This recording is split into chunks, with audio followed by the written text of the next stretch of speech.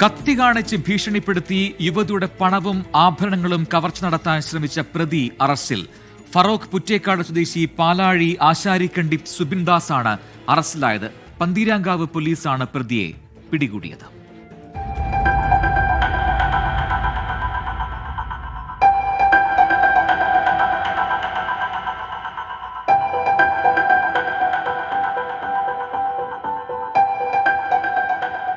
ജനുവരി 9 വൈകുന്നേരം 6:30 ജോലി കഴിഞ്ഞ് വീട്ടിലേക്ക് സ്കൂട്ടറിൽ പോവുകയായിരുന്നു യുവതി.